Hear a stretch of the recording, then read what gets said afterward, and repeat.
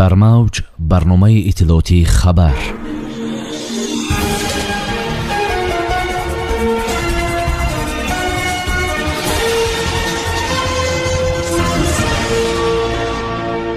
тоқаев бо Рустамии Эмомалӣ густариши ҳамкориҳоро баррасӣ кард. Юсуф Раҳмон аз хатарҳои Афғонистон гуфту бо Ӯзбекистон барномаи ҳамкорӣ имзо кард. Зодаи Тоҷикистон ки табибро зада буд, узр намехоҳад. ӯ шарҳ дод чаро. Мирзиёев: миёни мо мина набояд бошад, мо ҳамсояем. тафсилоти карантини Путин, шарҳи Песков. бо шарҳи бештарин хабару рӯйдодҳо бо шумо ҳастам. Мартаба Раҳмонова. салом.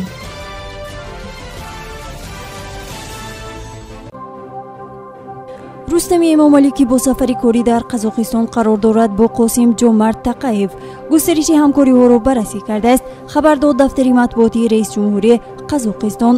манбаъ афзуд, Тоқаев бо таъкиди рушди муносибати Тоҷикистону Қирғизистон изҳор доштааст, ки бо вуҷуди чолишҳои муосир муносибати ду кишвар устувор боқӣ монданд. Таъкид шудааст, ки тавофуқоти ҳосилшудаи роҳбарони давлатҳо дар зимни сафари Тоқаев ба Тоҷикистон бояд аз ҷониби масъулини ду тараф амалӣ гарданду натиҷаҳои амалии созишҳо маълум бошад.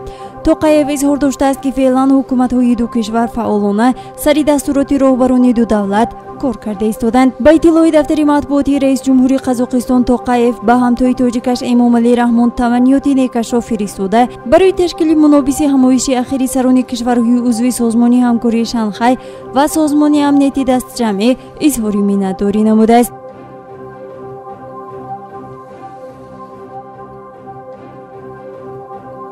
додистонҳои кулли кишварҳои узви Иттиҳоди давлатҳои мустақил дар шаҳри Нурсултон ҷаласаи 31-уми шӯрои ҳамоҳангсозиашонро баргузор карда аз чолишҳои нав аз хатарҳои Афғонистон гуфтанд. Юсуф Раҳмон: додистони кулли Тоҷикистон аз мушкилоти марбут бо терроризмони байналмилалӣ дар пасманзари ҳаводиси Афғонистон гузориш додааст.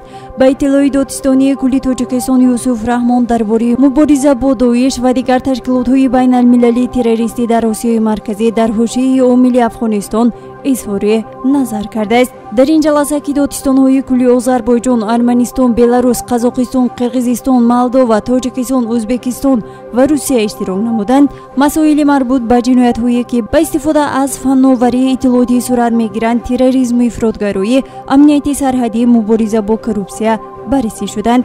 Юсуф Раҳмон дар ҳошияи ин ҳамоиш бо бархе аз додистонҳои кишварҳои узви Иттиҳоди давлати мустақил мулоқоти дуҷониба анҷом дода, бо Ӯзбекистон барномаи ҳамкорӣ миёни додистонҳои кулли ду кишвар барои солҳои 2022-2023-ро ба имзо расонидааст. шавҳари муттаҳам дар Латукуби табиб мегӯяд, ин пизишк ба ҳамсараш хушомад задааст, ки ин қобили қабул нест. Инчунин бар асоси навори бозпурсии ҷавони тоҷик ӯ мегӯяд, ки табиб аз ҳамсараш суол кардааст, ки чаро ин ҷуволҳоро ба бар кардааст, ки ба гуфтаи ӯ берун аз салоҳияти пизишк мебошад. марди 29 солаи зодаи Тоҷикистон, ки 8 соли қабл шаҳрвандии Русияро гирифтааст, дар авбошӣ бо истифода аз зӯр айбдор мешавад. дар ин бора раёсати кумитаи тафтишоти дар ҳавзаи Мухтори Ханти-Мансийск хабар додааст. таъкид шудааст, ки вобаста ба осеби расонидашуда ба ҷабр дида муттаҳамро аз 300,000 рубл ҷарима то ҳабс таҳдид мекунад. аз духтури ҷабрдида табиби дерматолог Владимир Жерноклев ном бурда шудааст. ба асоси гузоришҳо ба назди ӯ зани 30 солаи ҳиҷобпӯш омадааст, ки ниёз ба муоина доштааст. ба навиштаи расонаҳо нахуст зан нахостааст, ки ӯро мард муоина кунад ва табиб ба ӯ тавсия додааст ба роҳбарият муроҷиат намояд. дар ниҳоят зан розӣ шудааст, ки Жерноклев ӯро муоина намояд ва қисме аз шикамашро дидааст.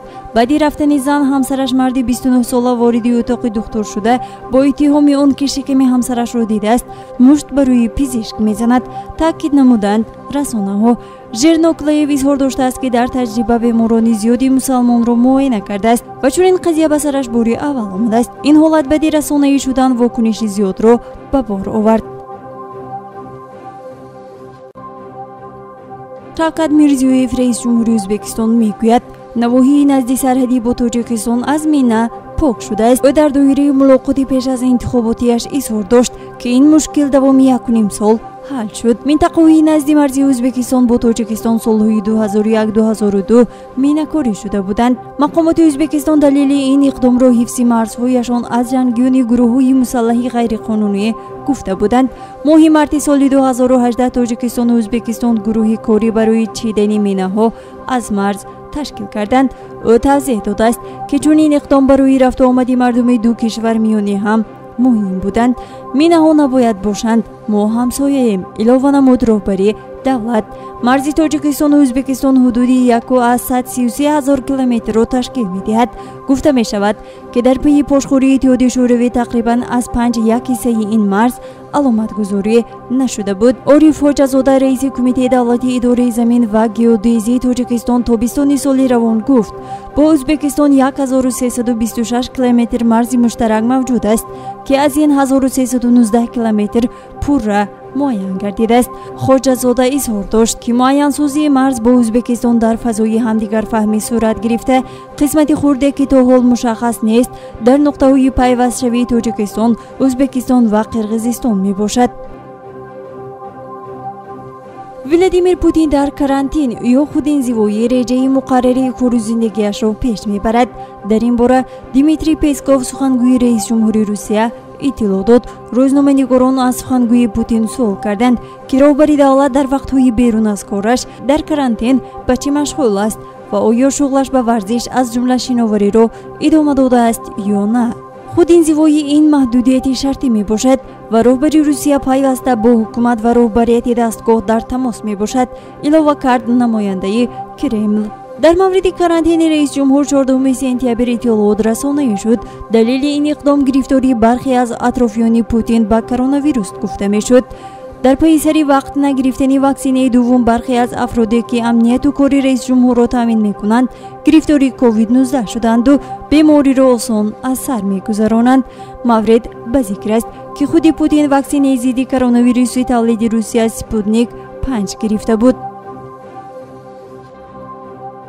در همین جا می‌رسیم به فرجام برنامه اطلاعاتی خبر. تا برنامه‌های دیگر تنصیحت و پیروز باشید. خیر. برنامه اطلاعاتی خبر از رویدادهای تاجیکستان، منطقه و جهان آگاه باش.